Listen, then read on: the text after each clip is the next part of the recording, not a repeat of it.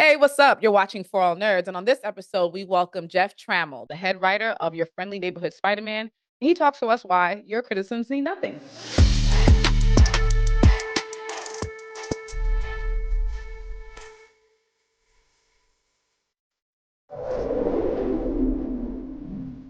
What's up, fam? We know you all watched the first season of Your Friendly Neighborhood Spider-Man, so we had to bring a very special guest, a former professional wrestler, a man who has written dozens of television shows, one of them being the legendary Craig of the Creek. And then, of course, the head writer on the one and only Friendly Neighborhood Spider-Man. Ladies and gentlemen, please welcome Jeff Trammell. Wow, what a beautiful intro. Thank you. Of course, of course. Do you miss wrestling, by the way? I gotta ask. Um, Weirdly, I do. There's a part of me that does miss it. Mm, It hurts though, so now when I'm like, oh, I can get paid not to get punched in the face, that's a good job too. right. Uh, but yeah, I think there's part of it. There's parts of it that I do miss. Okay, I get it. That's good. I'm probably going to come back to that because I used to be like a huge wrestling fan. So we might talk about that a little bit. But of course, we wanted to talk to you about what I'm going to just presume to be the most legendary animation on Disney Plus right now. Because, I mean, despite all odds and despite the naysayers, this is actually a very successful show. People are actually very happy with what you've come up with. And I think you should be proud of that for real. And Thank you. we've actually talked to you on the show before when you were doing Craig of the Creek, and that's been a big um I want to say art piece almost, but that's like been a big part of a lot of people's lives, right? And how that's impacted people. And when you're going into all of your different projects, are you really thinking about how you're impacting people? Like, some people think they want to do these types of things, so they want to create a legacy. Some people are like, I just want to do this because it's fun, because I like these characters. Like, what drives you to make these decisions and decide, what, I want to create this particular story? It's a mixture of both, honestly. Mm, Like anyone who's a comic fan is going to be just so excited to dig into this world, to get to hmm. play in this kind of like Spider-Man sandbox and even beyond that, like the Marvel sandbox. But also like, you know, I'm very aware of like what a show can mean to somebody, especially Yeah. coming from Craig of the Creek, especially knowing that like so many people felt like they saw themselves in that show and how impactful it was just for like not just kids, but teens and adults and everyone. So that's Absolutely. something that I was definitely carrying with me when I came over here to make this show. And that definitely led to a lot of the choices that we made early on. Me wanting to like Mhm. just make sure that New York felt more diverse and more realistic to what it is today, and just making sure that you see like black and brown faces amongst all the other faces and gender swapping and race swapping characters to make sure that like it wasn't just kind of homogenous like the 60s comics. So that's Mhm. definitely something that I brought with me and something that I think I'll continue to carry with me for the rest of my career. And that's very so interesting because one creator we talked to, you're speaking about comics, is Kieran Gillen. Yep. And when he was talking about creating The Wicked and the Vine, he was like, I just wanted it to look like the London, that I pretty much grew up in. I Mhm. didn't think about making the characters diverse. I just wanted it to look like the London I knew. And it's really interesting because on Friendly Neighborhood Spider-Man, you use like the art style similar to like the Ditko and the classic Spider-Man, but you updated it with, diversity, inclusion, Mhm. and it just feels naturalistic. Like you said, it just feels like, I mean, we both live in New York, me and Tatiana right now, and Yeah. this is the New York of today. There's no denying that anyone who lives in New York would see that. So thank you. No, thank you. I appreciate that. I'm glad to hear that it's reflective of, New York for you guys as well. Yeah. And since Ben had mentioned the animation style, I'm a big animation fan in general. Like, I will prefer watching something animated in all animation styles before like live action half the time, just because I just feel like just another level of expression that is just Mhm. so beautiful to me. And this animation style caught me right away because he mentioned the Ditko style, like the Silver Age comics, but then like there's like almost like a 3D CG to it and all of that. Like, one, I wanted to ask you directly Mhm. exactly what technique did you guys do? Like, I could tell the layer of multiple things, but what? And then, secondly, did you get to select those animation style, or were you just kind of in after the fact? Great. Okay. Great questions right off the bat. In terms of the style, I was there from the beginning as we were figuring out these styles. Like I came over to Marvel. Oh, They had an idea of like what the show could be as we started to build it. A lot of meetings were like the Viz Dev team kind of presenting ideas like, oh, well, here's this artist take, here's some others, and so on. And as we started to evolve it, it was really like what can we do that will allow us to stand out from all the other animated Spider-Man projects, as well as like, Spider-Verse is doing so many incredible things. But Yeah. when you see our Peter in a lineup, how are you going to know it's him? So, in Right. trying to find something unique, we went back to the beginning, and we have just so many amazing artists. But our lead character designer, Leo Romero, does fantastic work of like perfectly capturing like that Ditko style, that Kirby style, and then modernizing it. So once we figured out like that was where we wanted to go, it was very much like, okay, look to the 60s for inspiration. But again, how can we update it to not feel like super dated or very off putting for like a younger audience? But also, there's something there that if you grew up reading comics or if you're an older fan, there's something to latch on to. So that was, yeah, very early on. We were like, okay, this is kind of our look, and then started modernizing it and kind of pushing ourselves with that being the North Star. In terms of Got like what we are able to do, we work with two studios overseas, Mhm. Polygon Pictures in Tokyo and CGCG in Taipei, and they are geniuses. Basically, like our entire show is CG. It's a 3D show with a 2D look, and that's they have these tools Ah, that allow us to kind of like use that 3D space. We can change certain things up. We can, if we need to like recompose something, we can pop in and move the camera, which is just such a time saver in terms of like if we were doing a traditional 2D show, but they're able to give us that 2D look, but also this, like you said, kind of like a hybrid, which I think is yeah. perfect for us with as a show that's like we want to feel like a comic book, but we want to be able to have the kind of mobility and luxuries of a 3D show. So being able to do that and being able to tell the story and then, create our opening titles and then in a CG show, oh, we want to change the suit that Peter's wearing at this part of the titles. We can pop in this asset of this Spider-Man, and then it seamlessly works and allows us so much more freedom than if we had like hand drawn each opening title. We'd be like, well, maybe Right. don't change that. It was a lot of Right. work. Right. Because So, that's a bit more work to do and might yeah, extend the timeline considerably. Yeah. Yeah. exactly. Yeah. Yeah. And that just really led to me because as I was watching the finale, I was thinking, and as I was watching the whole series, but then when I was watching the finale, it hit me again. I wanted to ask you how big of an influence was the Spider-Man PS5 game on this series? Because I felt it in a lot of ways, and that three games now from them are to me some of the greatest Spider-Man storytelling, in history. And like I said, I was watching the finale. I was like, oh my God, please let them put this suit and this Peter into the game. I need this update soon. So I just want to know how influential was it on you in the writer's room?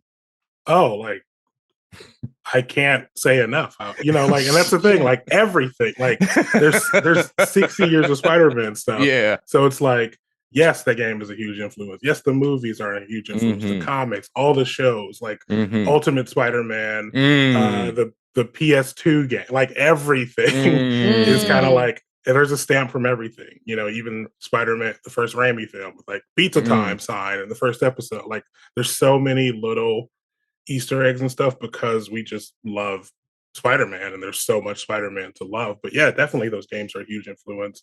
I would play those games all the time as I was like coming up with the story of the show, just trying to like, okay, I want to swing around New York and just kind of like think about, so it's a huge influence, those games.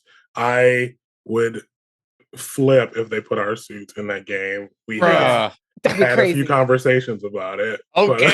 Thank you. Thank you. Thank you for letting me know. Because I was just Yeah. like, come on, please tell me. At least you talked to someone, please. I mean, yeah, I'm totally down. It sounded like they were like, yeah, this would be dope. So I don't know what that means for the future. Oh, it's If coming. we're in that, if we're in Marvel Rivals, if we're in anything, I'm more than happy. Like, yeah.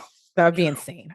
Yeah, I feel like they got to put you in the game because the way they add the different suits with their different animation styles to that game has been perfection. And I just would, I was sitting there thinking about like, oh, I'd be playing it right again. I'd have to play the whole game again if they did it. You know, one of the other brilliant things you've done, besides just the look and feel of the show, is the flip on some of the characters. Like, you know, there's the big obvious with Norman, which is he's hilarious to me. Like every time he's on screen on his BS, I'm like dying. Like every time because I'm like, I can't believe this guy. But it's also kind of like the more things change, the more things stay the same. Because when I see these characters and when they start talking, and even though the story is different than what a lot of people are used to, at the end of the day, the core personality and the core motivations are really still there. I saw right through Norman from the beginning. I was like, oh no, this guy's a problem, right? And even though he has that air of like like, oh, he's so nice and whatever you want, Peter, it's up to you. You feel the undercurrents of this guy is bad news, right? So, you know, you managed to bring like a deep familiarity to a technically new character. And I think that's hard, especially when people just on the surface level, they see somebody that looks a little different than what they're used to. All of a sudden, they have preconceived notions. So, you know, I guess the moral of the story here is kind of like wait and see. But like, how do you respond to that? Where people who see this and immediately they're like kind of negative or anti against it. Like, what do you feel about the criticism against it? Are you just like, hey guys, wait and see? Do you care about the criticism, or how do you manage that? I think it'd be easy to say, no, I don't care. I mean, Yeah. I'm excited for this thing that we've been working on for years to be out in the world. And, when the response is very much like, I don't know about this, or I'm not interested, like Mm. there's so much Spider-Man media. There's a lot to live up to. But I have always been of the mind of like, this show is special. The team is putting in so much work into it. And I know that, like, if you sit down and watch it, there's a very good chance that you're going to enjoy it. So Yeah. I've always been of the mind of like, okay, you know, people are going to see it. People like what's familiar, and people are off put by new things or different Right. things. And that Right. comes with everything. The second Tom Holland popped up in Civil War, people were like, oh my God, yes, Spider Man. But also they were like, well, it's not Toby. So I think Yeah. there's always going to be an aspect of like, this is the thing I grew up with and I love it. I'm guilty of it with the 90s series. I'm guilty of it with Spectacular, but I Mm. also try to approach things with an open mind. And, if someone comes to the show and they watch it and they're like, not for me, totally get that. But at least give us the opportunity to win you over. And I feel like so many people have done that and have loved the show, or people are messaging me like, it's in my top 3 Spider-Man shows. This is my favorite Spider-Man. This is this is Mm. that. And like that means a lot because so much time and work have gone into making this special. And, at the end of the day, like I'm working on this show, I'm a creator, I'm a storyteller, but I'm still a fan of the character. So this is the character as I would want to see him if they were Yeah. doing something new. So I think there's a lot of passion behind it that I think comes across in the show, and I'm glad people are really enjoying it.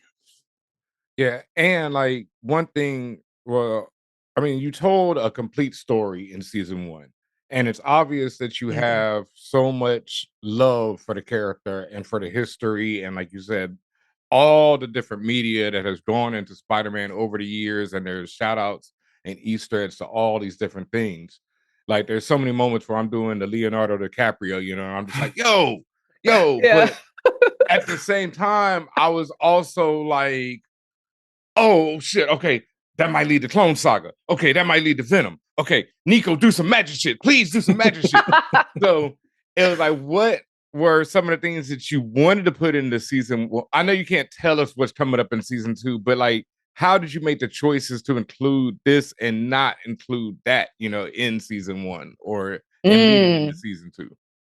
It's hard. It's a lot of restraint, like it's because I think that, there's just stuff I'm excited to do, but also Mm-hmm. being like, okay, maybe this is better as a slow burn. I think that's the Mm-hmm. big thing. That's the Ah. lesson I took away from like Spectacular Spider. They are fantastic at like, here's a character and they're gonna grow into this character. And that's something that I've Mm. always loved. I don't want to like episode 2, here's the Scorpion, because you don't care. He's just like a name at that point. By the time Scorpion shows up in this show, you've had enough time with him to know this dude is bad news. Yeah. So he's bad news before he gets a tail. He's gonna be after.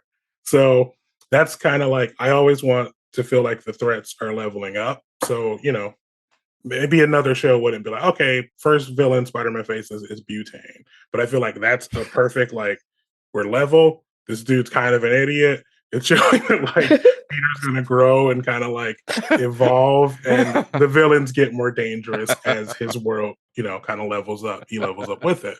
Yeah. So yeah, I mean, honestly, it's just tempering those expectations and being able to build this stuff. Like everybody sees Norman and they're like, oh, he's gonna go there. And by the end of this, by the middle of the season, you're like, will he go there? So just knowing that like people are feeling that, I think is a really fun way to approach these stories to kind of keep you on your toes with again, a character that's been around for 60 years. So there's expectations that I want to subvert, and then there's things that we want to lean into. But the fact that you never really know where we're going, I think is nice.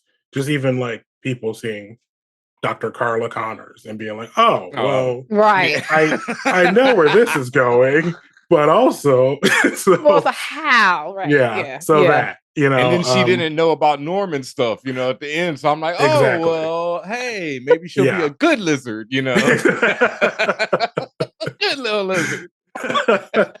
A good lizard. That's the most funniest thing I've heard today. Oh my goodness. Well, you know, you spoke about surprises, and also I was actually surprised that you were even, sometimes it's not that way, but you were involved in like the art style and the decision making in that way. Were you also involved in the VAs? Like okay, because I mean, obviously you talked a lot in other interviews, but like the inclusion of Coleman Domingo as Norman, like just beyond the pale when it comes to like phenomenal, stupendous. Like he's so flexible, and he is so he has the range, right? Yeah. So and honestly, everyone, you know, you have Hudson Thames and everybody else, but everyone really brings it their all to this. So now that I know that you had a hand in that, like now I know it wasn't a surprise. Like, did you already have these people in mind for each character as you were writing them, as you were doing the inception, or how did that matching process come about? You know, some of them from the beginning, yeah. Like I came to it. We worked with our casting director, Sarah Sherman, who's incredible. And, you know, as we were kind of like building out the world, I definitely had ideas for like, oh, you know, right from the inception, I was like, okay, I know who I want Harry Osborn to be. So as I'm working on this, do I have a voice in mind? And I had worked with Zeno so much on Crack of the Creek. I was like, well, Zeno would kind of be perfect. But at the same time, there's a certain way Marvel operates. So it wasn't like I was going to be like, okay, cool, Zeno, you're Harry now. Like we still send out auditions, we still go through, make sure we can find, you know, because I might be wrong. Maybe there's someone else that embodies this role a little better. But so we went through everything, and then like, you know, of course, we still got to the final point, and Zeno is our Harry. So there's definitely people that I came to this with like an idea of like, oh, okay, I think this person would be great. But then they, of course, audition and can back it up and prove themselves worthy of the role. But yeah, like Coleman Domingo is unbelievable. I want to take all the credit, but I can't. Our supervising producer, Mel Zwire, actually pitched Coleman because we were trying to like Norman's such a tough character because, like you said, you're coming with preconceived notions. We all know who Norman Osborn is, but this is a different Norman Osborn. And I know that the second you see him, you're on guard because you're like, this is bad news. So I need someone that can like embody that friendly nature, embody that power, embody like if we go dark with him, can you lean into this darkness? But also, is there like a fatherly element, something that we can latch on to? Because you know, you're gonna come in with your guard up, but can he convince you to lower it even slightly? So it's a hard role to play, and Coleman is so effortlessly good to where everything Norman says has like a double meaning, and you're like, oh my god, oh, is this that sounded scary, but it might have been friendly. So it is very much that, and like he's he makes it look easy, but also like he cares so much. You know, like when we went out to him, it was like right around the time he got nominated for Rustin. And we were like, well, Mhm. there's a very good chance he's very busy. There's no way Mhm. he's gonna say yes to this. And he immediately was like, yep, I will do this. I'm excited to do this. Wow. And he has Mhm. always like made time for us. He's always like just absolutely crushed it each time. He is just phenomenal to work with, and he's like one of the nicest people in the world too. So I couldn't be happier about having him on the show. That's great because one of my posts on that old site that we don't really use anymore that really blew up was I can't remember. I watched the film with him. I can't remember the name of it, but it's the one where it's the women and they're wilding out, and this is a whole wild out story. But as soon as it ended, I went to the site, made a post like, "Bring Coleman Domingo to the MCU by any means necessary." Right. And, thank you very much for doing that because I've long thought he was brilliant and this is such a perfect role for him. And I really appreciate the way y'all did Norman because to me, he's like the classic villain, like what a villain should be, because he truly believes he's right and he Mhm. truly believes that he's doing things for the right reason. Mhm. And that's just so great to see on screen. And I think Coleman embodies that so well. So thank you for that. I also just wanted to talk about Harry really quick. Especially when he had the scene where because that I was seeing it as the show was going on. I was like, okay, they're doing a different take on Harry.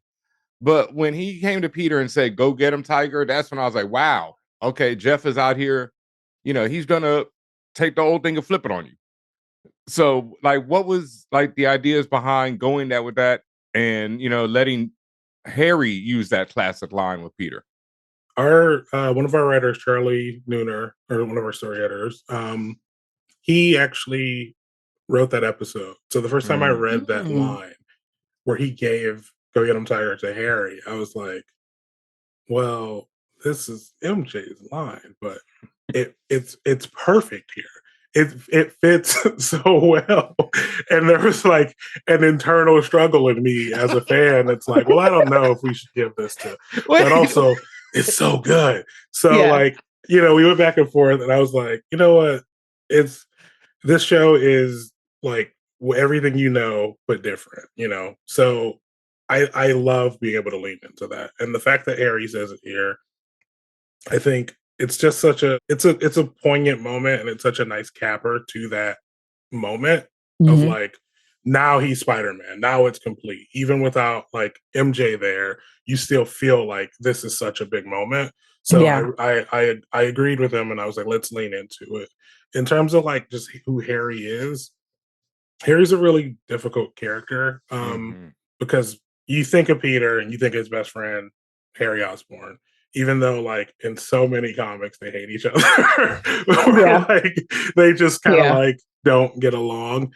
Um, and I think there's always kind of like a natural proclivity of like, okay, well, like Peter's the surrogate son and Norman loves Peter, but he hates his own son, Harry. So Right. Harry is jealous of like, and like that's not a thing I wanted to do, especially like not from the offset. I don't want to like introduce these two characters and like Harry's jealous of this guy who just popped up. But what I Yeah. do like is giving them each something that they like about the other one. And for me, it's like Harry is Mr. Popular. He's like suave. He's like everything that Peter kind of wishes he could be. Mm. And that's aspirational for Peter. And Harry is looking at Peter as like he's this guy. People like him. He's got all these friends. He's got these powers as well, but also just like he's just a really smart, likable guy. So I want to be like Peter. And I like that they both have something to take away from one another. And it's not them at odds, but it's just them with like a natural appreciation for one another that I think Yes. makes a really natural friendship. And as their worlds kind of cross, it is more Harry trying to ingratiate himself into Peter's world more so Mm. than like Mm. Peter trying to be like, hey, like my post so people follow me, Right, right, right, like, right, right, and I right. think there's something nice about that, about treating Harry as like this guy who is very much put on a pedestal because of who he is, but very lonely at the top of that pedestal, Mm. and willing to kind of step down from it to be a normal teen around these kids who are his own age. I know you listen to the show, you watching the show, you're enjoying the show, you loving For All Nerds. So why haven't you told your friends about it? Why haven't you told your fam about it? Why haven't you told your foes about it? Let them know about For All Nerds. And while you're at it, make sure you hit those subscribe buttons on YouTube because you're watching us right now. You're seeing our beautiful melanated faces. You're loving all of this gloriousness right now. So stop watching and lurking. Hit the subscribe button. Follow. Join the fan. We love you for it. Thank you so much for all the support. Boom. Yeah, and I love that, this is centering on, the typical child version of Peter and how that is growing up as a child. Like, I think that's one of the, I mean, even though we've seen in live action and otherwise, we've seen Spider-Man in various age ranges and things like that. I think like really critical to the learning story and the attention and attraction to the character is really like seeing them go through this as a kid.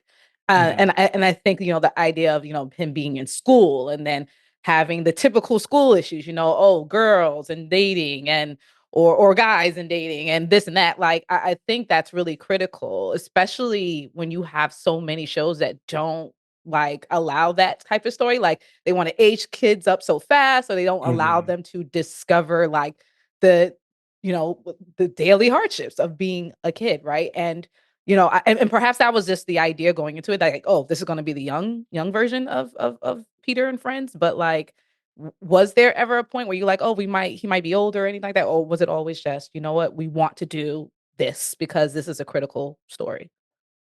Yeah, it was always this because I think there's just, to your point, there's so much to mine there that has kind of gone unmined. And, I think everyone's like, oh, well, he's in high school, so I'm going to have to like watch him study for his big exam. And like, I don't want anyone to like, Yeah. like that's the thing.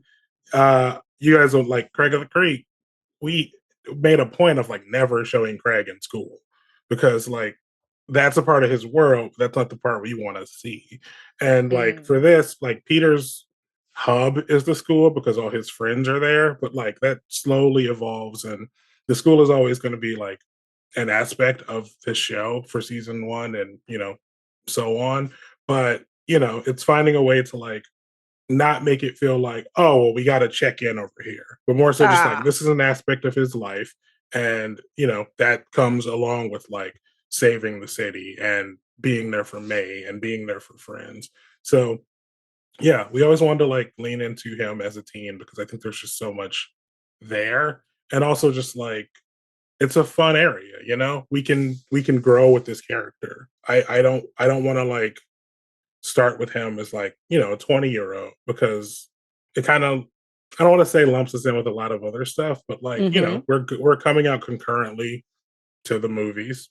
Tom Holland Spider-Man is in college now, so then we kind of be treading the same ground versus like now we can kind of like see where they went in certain things, and now we have the room to kind of like do our own version of that.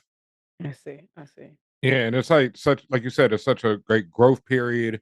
And I think that's really great how you've woven in all the different social issues of like modern day high school, but it's just in a very straightforward way, kind of the same way that Stan Lee and et cetera down the line would have done it, where they just tell you your story and then it just happens. Like, I love how Nico's sexuality is just, right there, but it's not a big deal. It's just who she is. It's not And an after Nico, school special. yeah, Like you're just, it's not a very special episode of right.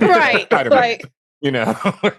And Nico being one of my favorite characters of all time, man, like just, I mean, of all time, I would just love to see how great she was done, how well she's represented on this show, how all the characters are.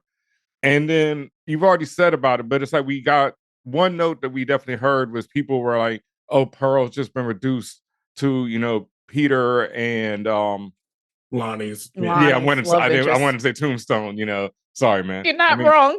Yeah, no, I mean, look, like you said, you wanted to get away from the school. The man threw the jacket in the trash at the end. Man's just getting away from the school. Yeah, he ain't got. And I got something to say about that too. But yeah, and that's like, but with all of those POC characters, how do you deal with like, people want to see more from them?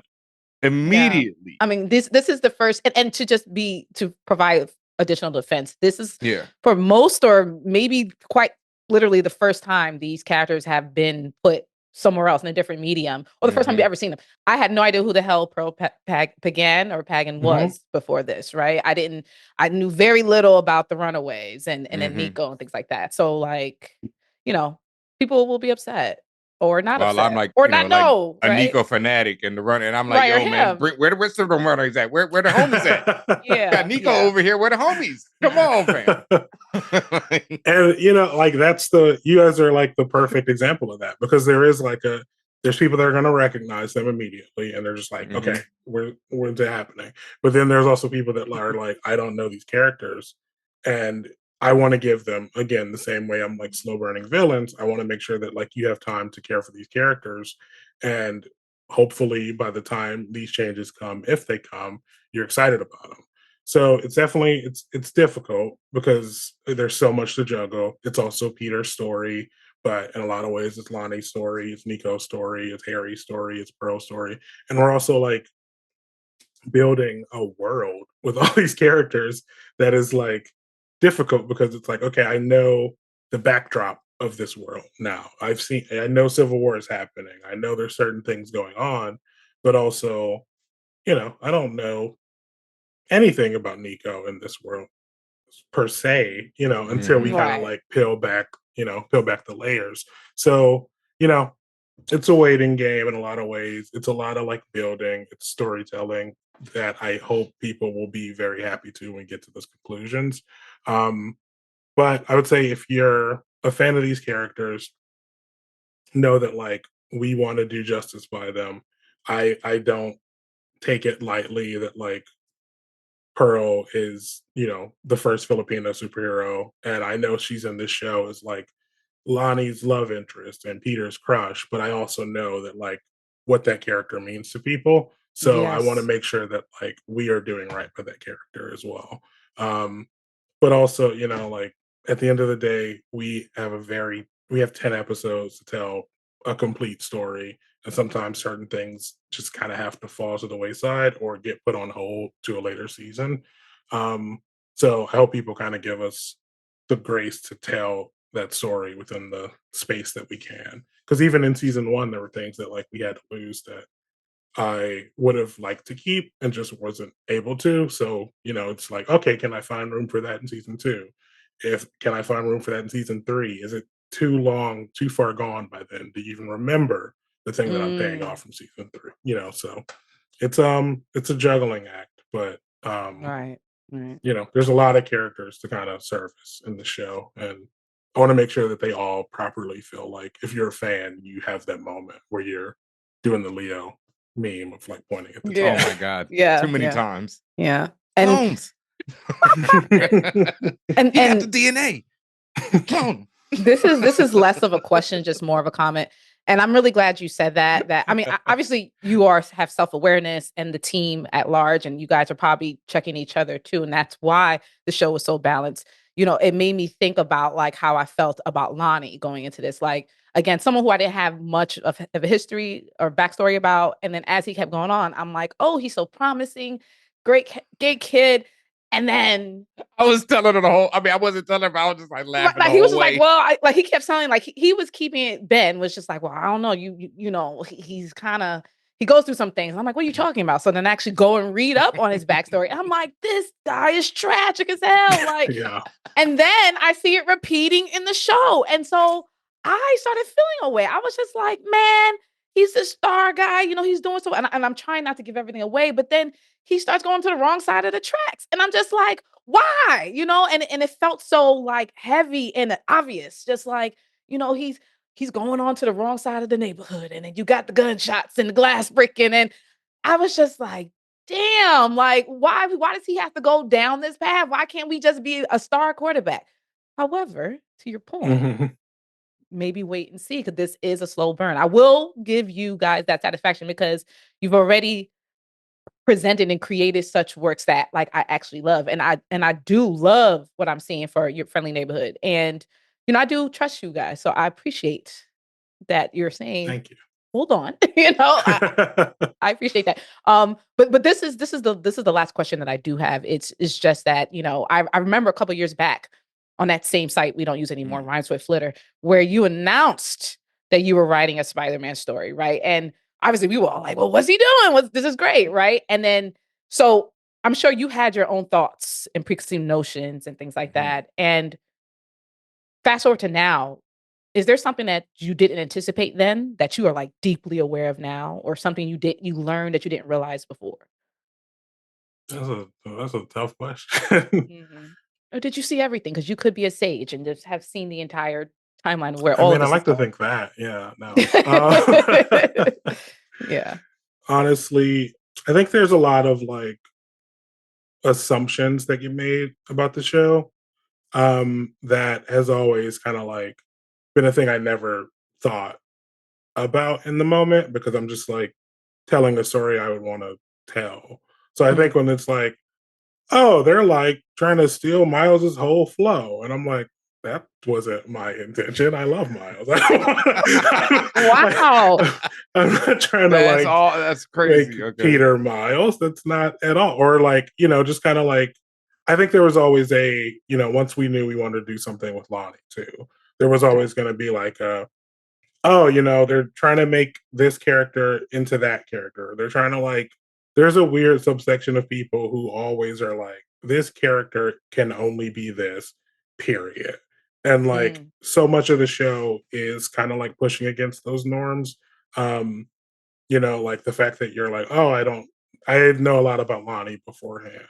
And like, honestly, there's not a ton to know about Lonnie beforehand. He's kind of like, he serves one role in the comics, and we've Mhm. kind of, in recent years, there's been, chances to expand on that, or in the Spider-Man games, they've expanded on that. But like, really diving into his backstory and like giving him this backstory and like giving him so much heart, which is like not a thing that was a big part of his character, has Yeah. always been something that I wanted to do. And I always knew that like, with that, with Norman, with like, changing these characters, there's always going to be people that are like, hold your horses now. Don't, at the end of the day, this guy is this. And I don't, you know, as much as there is kind of like a comic version of fate where it's like, well, you're destined to go down this path. I want to make sure that like the same way you're looking at Norman, like, I don't know, you're looking at Lonnie, like, I don't know. Come on, you're Mm. better than this. You can make better Mhm. choices than this. And Mhm. in time we'll see if he is kind of destined to go down that road, or if certain things that have happened have put him on another road. So yeah. Jeez. I don't know if I Okay. answered your question. No, that's okay. Just I'm reading between the lines here, and you can correct me if I'm wrong. But I feel like what's one of the things people say is, or people don't realize is, you have a level of confidence that it's an understated confidence. And I think because you believe in your abilities. And that's something a lot of people don't share, because sometimes it gets misconstrued as just, you're not being humble. But it's like, no, it's I am who I am, right? I was chosen for this. I have this purpose here, and I'm doing what I had always been intended to do. And you are not saying that, but from how you didn't say those words exactly, but from how you work, from how you are even expressing how this whole project has come about, how you've been working through it, it's clear to me. And I think that's a really important lesson for people to glean, like grasp and lean into, just the fact that, sometimes you are the guy, right? Like it's okay, right? And you should celebrate that. A lot of times, we talk about stuff like imposter syndrome, but I think there's also the opposite side of things that we need to shine a light on more. And again, it comes up to these beautiful works like this. So, you didn't say it, but this is what you're saying. So thank you. Thank you for And reading that. Yeah. and also to bring you back down to earth real quick. Not because now I'm sure you do go through the moments of imposter syndrome and all that, but the fact that you've conquered them and continue to move on is the real lesson that people Yeah. should get from them. And the other side of it is, you're also one of those people who gatekeeps your own show, because you didn't even want Harry to change, and you so, Gatekeeping is not exclusive. Like, so your own. But then I opened the gate. I said, "Let me crack this gate open. He can say the thing." You did. Yeah, you did. But first, you were like, "Hold on." I don't know about this one, Chief. You're gone too far. All right. Man. Well, you have survived our interview segment, but before you get out of here, we do have our BRAP segment, our rapid fire questions. So, Jeff, are you ready? I am. I think I am. We'll see. All right, there we go. All right. This is a good one. If you had no choice but to run for office with a comic book villain, who would you choose and why? Ooh. Norman Osborn. I have to. I was gonna say That's why I went for it.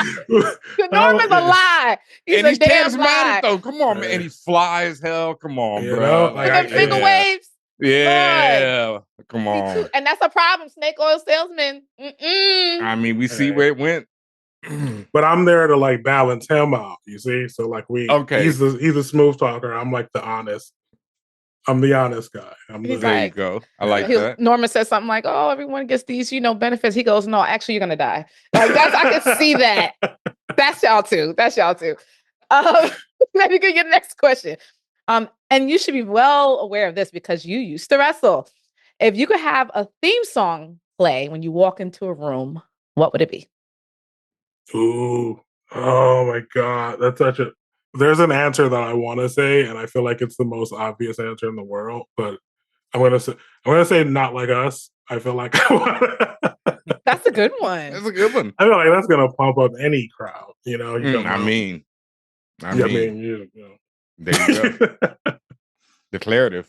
Okay, who is your favorite lesser known Spider-Man villain?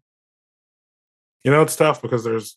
Like, if you would have asked me this maybe 3 years ago, I would have said Spot. But now Fam, you read my mind. Yeah. I had that on the page. What's funny is very, very, very early on when we were figuring out the show, in like one of the first incarnations, I was like, "Oh, we should use Spot as the villain."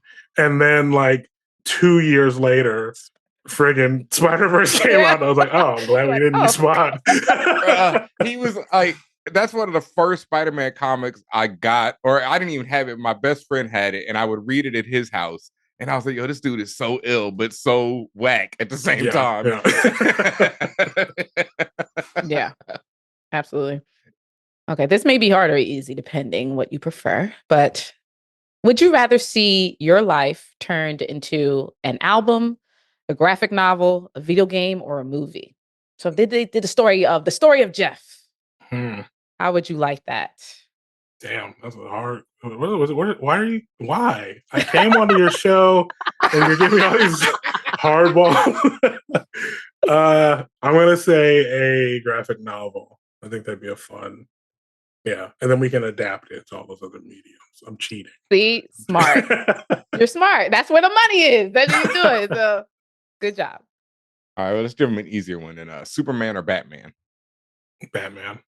I've written Batman, so I'm going to say Batman. There you go. Biased. And I love the Red Hood, so that's also nice. Star Wars or Star Trek? You about to get me so hated. I don't watch either. Oh, that's the first answer that we might got. Be a first. That was the first. Where someone's like, I don't care about either. I don't like either, I think, but like man said, he don't even watch. You said you don't watch either, but is it because you don't like it or you're just not into it? I was not interested. Okay. Star Lord. No. Oh, all right. Oh, wow. Hopefully you got one for this. What's your favorite superhero movie of all time? I don't watch them either. The 90s Fantastic. No. Roger Corman classic. There's two answers, and I keep going back and forth between them. So I'm gonna say both. Black Panther and Into the Spider-Verse. I saw both of those a lot lately. Yes. At the theater. I saw Black Panther 9 times in the theater, and I saw Spider-Verse 7. So those are two Yeah. of my favorites, I would say. Yeah. Absolutely worthy to see, multiples of 5. Like, come on. Absolutely. All right. This may be the last one here. If you could have any one superpower, what would it be? Teleportation. Why? Because I don't like driving. No. I'm lazy. Like, dude, I live in LA and I've had meetings that are far, and I'm like, if I just pop over there, that'd be so easy. joints. You know, I want to drive to Santa Monica. Just pop over. I hate this answer. You can change it if you like. I mean, there's a part of meetings. Because I mean, there's a part of me that's like, well, how do you not go like super strength? Just because, But I think, but what would you do with it? I think teleportation's better than super strength. That's a good point. But I could hustle people. I can arm wrestle professionally, or I can just wrestle professionally, or I can I can do the slap competition. Yeah, I can slap. The person would just ragdoll across into the next room. Shit. Oh, instead of Tatiana, I just want super speed so I can win 3 NBA titles, and then I fall around. It's like you can't do that. Yes, I can. You can't. I'm not going that like fast. That's I'm going just fast enough to serve everyone. He said that before, and I'm like, so you're Dash from The Incredibles? Like, you're not? Yeah, no, not that fast. That's what he does. He holds back just so he can. There we go. I'm holding back 3 chips. I'm out. You know what I mean? See, this is why we don't have powers. Though, straight up. I already know why I can't get bit. Yeah. Oh man. Okay. Okay. We said it was the last one. I gotta hear your answer to these last 2 real quick. Who was your first geek crush? How dare you?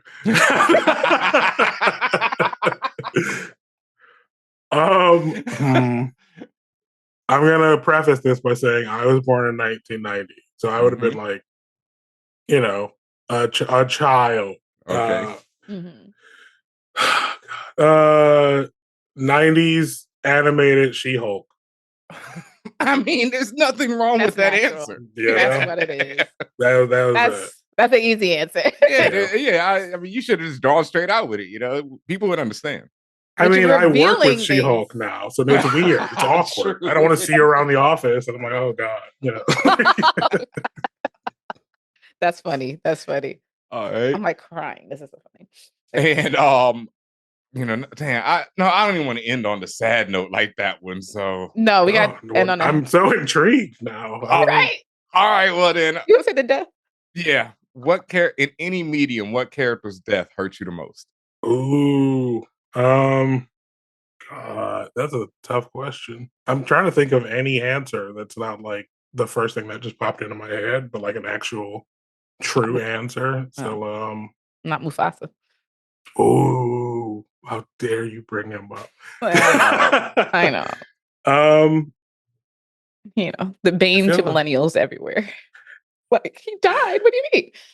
I remember seeing that movie in the theaters when I was 5. I don't know how I didn't cry. Nothing's coming to mind right now. And I know the second I stop thinking about it, it'll be like, oh, why didn't I say this thing? I should have let you end with the other question. Now I seem soulless. Now I'm like, I don't care. None of it bothers me. That is a problem. It's the start. I don't feel so good. Anyway. I mean, honestly, that's a good one. That one was messed up. Yeah, let's go with that for now until I can. I'll update later with a better answer if I can. Got you. We'll have you back after season 2. Yeah. We'll do a little and then I'll be like, oh, it's this character. We'll do a little pop in on another episode. We just stop the other episode. Here comes Jeff. I have my answer now. I'll teleport in and I'll just be like, oh, this. And then I'll just pop back up. There we go. Pulls in through a Wong portal. Like, hey, guys. But thank you so much, Jeff. You survived the rap segment. You survived the ForAllNerds interview. We love the work you're doing. Love what you're putting into this world. The art, it's needed. And we want to make sure you are knowing of that. Before you go, can you please let the people know where they can find you or where they can't find you if you don't want nobody to find you?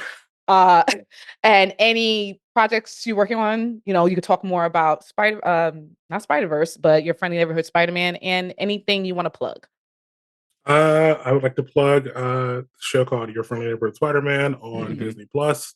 Also, a show called Craig of the Creek on Max or somewhere. Yeah. I'm sure. Yeah, I don't know what they're doing with this. Yeah, I mean, find it and get it before they take it off, like every other thing on that app. Also, yeah, I would say those two things. Looking forward to you guys seeing season 2 of Your Friendly Neighborhood Spider-Man when that's ready. We're working on it now, so won't be for another 4 years. Will be much sooner. Also, yeah, I'm on socials at Mr. Jeff Trammell. 2 F's, 2 M's, 2 L's. Please follow me if you like. And if you do, don't ask me every single day when season 2 is coming because I don't know. I don't know. I'm sorry. Also, don't yell at me because Mary Jane's not in the show, guys. I don't. My hands are tied. I can only do so much right now. No worries. And with that, we'll be back with more ForAllNerds.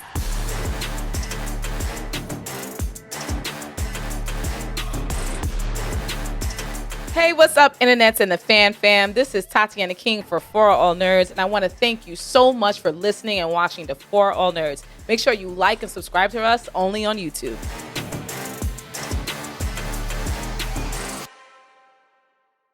ForAllNerds Show is a member of the Loudspeakers Network, where we always say rest in peace to our founder, Combat Jack. ForAllNerds Show is powered by our listeners. Everything we do, from our podcasts, live events, our website, are all independently funded. Please continue to support us through our Patreon page at patreon.com/ForAllNerds.